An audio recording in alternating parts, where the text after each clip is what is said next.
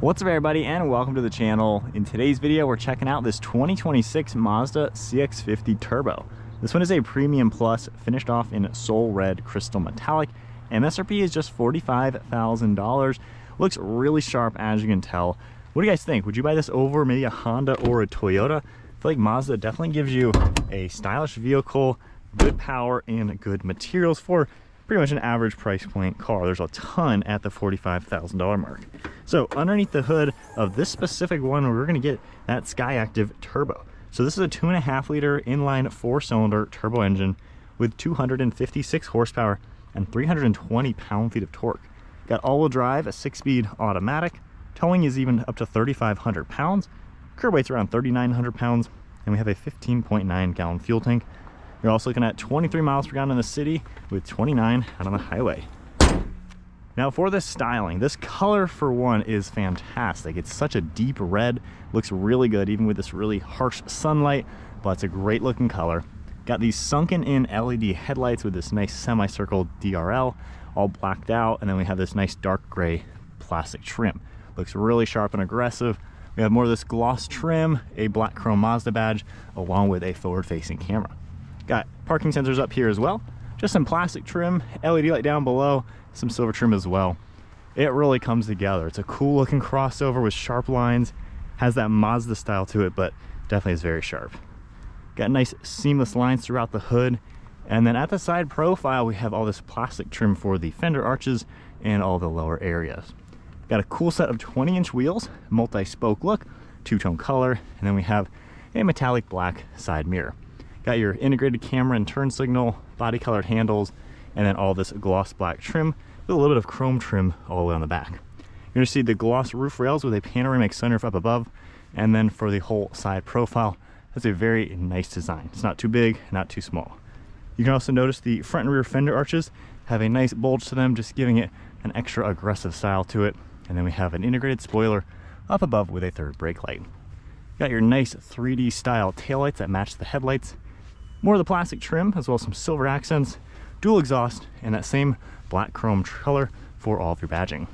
So it really comes together well. I think they've done a great job just giving it a stylish appearance. As far as cargo space, we have our button right back here. Lifting that open, you can see with the seats folded down, you got quite a lot of storage space, around 56 cubic feet, and then closer to about 31 cubic feet with the seats up. Got a privacy cover as well, and then underneath the floor, you're going to see a spare tire. Got some storage areas on the backside and these levers right here to actually automatically pop down those seats. So that is a great touch to see. Going ahead and closing that for the interior now. Those seats do fold nice and flat. And this can seat 3 people back here. We also have this one right here for armrests and cup holders. You're going to see air vents, heated seats, and plugs. And then we have the button up here to lower those seats. For the rear door panel, just have a little bit of harder plastic, but a nice padded material for the centers. Now I have my driver's seat slid forward so I could clear the headrest to fold these down. But even at 5'11" with the seat in my position, I still have about an inch or so of knee room. So plenty of foot room in here. Recline angle, I wouldn't mind it a little bit more, but overall there's actually a pretty good amount of space in here. Even with a car seat, it's a little cramped sitting up here, but not bad for shorter people. So overall, again, for being a smaller car, it's actually pretty decent, kind of what you would expect from the other cars in this class, like a RAV4 or a CR-V. Now with that, we can press the button on the side, just that touch sensitive design. We can lock it, we have the power folding side mirrors, and then of course we can grab it and automatically unlock it. So up front now, you're gonna get all the same nice black leather. We have a soft touch material, more of the leather and stitching. Grab handle, all of your controls, power seats as well. Got this cool brown color to it as well, and then perforated leather with a nice stripe throughout it. Now for the steering wheel, we have a nice black leather design, and with my memory seat icon, we can just press that and put me back to where I was. So with that, foot on the brake, let's fire it up. Now if you don't have your seatbelt on, I will say the chimes in this car are annoying. That is my one thing. It just, oh man, it still does it. But the chimes, even if you're barely moving and you don't have your seatbelt on, the chime is crazy. Backseat passengers even, if they take it off when you get in your driveway, it chimes until you shut the engine off. So that's my one complaint. With that said though, nice interior. We got this nice leather wrapped steering wheel, and I love all these silver accents to it. gives it a very premium feel. We also have our paddle shifters stock on the right for windshield wipers, headlights, and turn signals over on the left side. You're going to see we have the gauge cluster with tach and speedometer. We have engine temp and your fuel, and then I can actually scroll through the center, which is actually a screen, and see a couple different things. So a nice bit of information there. We're gonna have a couple different shortcuts all over here: camera, the seats, traction control, things like that. Then we have more of the leather and stitching with your nice air vent and a softer touch rubber material. You're gonna see more of the silver over here with all this leather throughout the center of the dash. Now for the screen up here, when you're under Apple CarPlay, it actually is touchscreen, which is nice to see. So it's pretty easy overall to use for navigation, all that good stuff. And then when you go into the main screen, which I will say is kind of odd, there's no touchscreen. So I'm not sure why Mazda does that. A lot of people do like the simple design of it, but I just don't really understand having to use the rotary dial and not having touchscreen when clearly it has those capabilities. But I guess in reality, you don't actually use anything in the screen. There's not really anything to go through. So have your CarPlay up and that's basically it. In reverse, you're gonna get a nice backup camera with a top-down view. And then we also have the forward view and all that. So you really have all the tech you're gonna need in this car, nothing more, nothing less.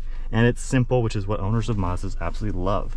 We have our simple climate control too, which is super easy. No crazy touchscreens or anything annoying. We have heated steering wheel, heated seats, and ventilated seats. We also have air vents right over here, which is great for summertime. You're gonna see a plug, storage, as well as cup holders, and then just some gloss black throughout the center. We also have our drive modes we can toggle. It's gonna pop up on the screen. And then we have volume on the right side, some nice leather for the shift boot. And then there's a wireless phone charging pad underneath. We have a good amount of space in here, and then these open individually. We also have a nice storage area. So one last look at the interior. To be honest, it's a very nice interior. Nice materials, nothing feels cheap about it.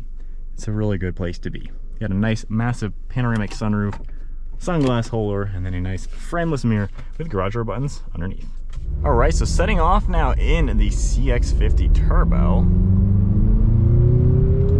So I will say it's nice to have a bit of pep underneath the hood. Depending on what you're starting off in from a standstill or a roll, this has pretty good power for just getting up and going on the highway, just moving in general. It's got a really healthy motor. So I like to see that Mazda gives you the options of these turbo engines in pretty much all their cars. You can get the non-turbos, which in my opinion are a little sluggish, but again, they offer it, so that is great. Now, as far as driving in this car, I will say you feel the bumps a little bit, so it's a little on the stiffer side, maybe stiffer than a RAV4 or a CR-V. However, it actually handles really good and it feels sporty. The steering feel is pretty nice, especially for a an average crossover, changing lanes on the highway, higher speeds, going around sharp turns. It drives really nicely, honestly. It feels sporty, which is a cool touch. You have a really good visibility. The mirrors are all really nice. I love the panoramic roof. That just gives you a fantastic view. And over your left and right shoulder, honestly, you can pretty much see everything. You don't really have any annoying blind spots or anything like that. The armrests are pretty comfortable. They're in a good spot. The seat's really comfortable, and I have a ton of room in here to where I can have my legs stretched out to where I just fit nice. We did about a 100-mile road trip this morning, just down the highway and back for a couple hours, and honestly, it was comfortable and smooth out on the highway. Really can't complain. Now, with that in sport mode, let's test out this acceleration from first gear. We got a turbo, we might as well put it to good use.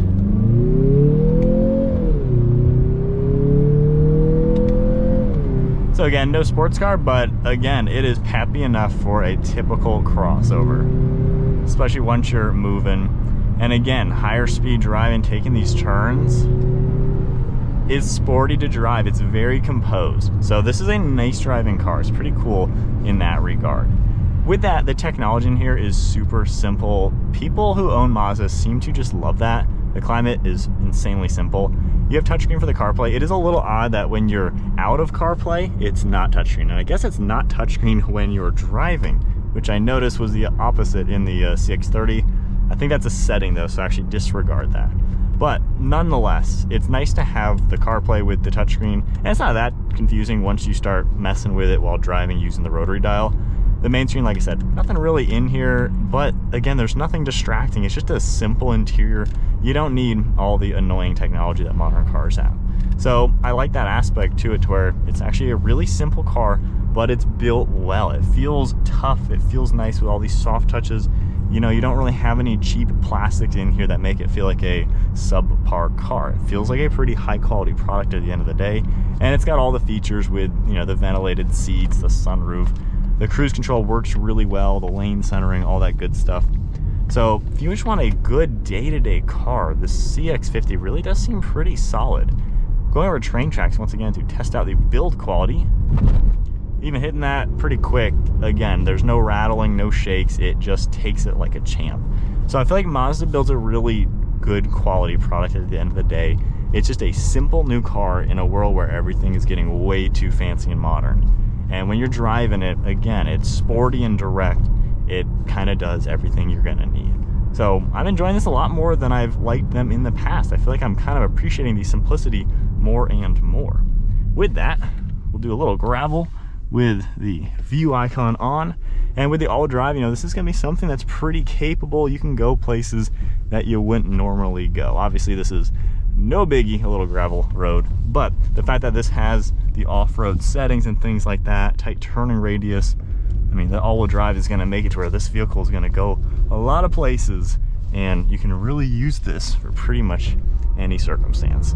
But overall driving, definitely a pretty nice option.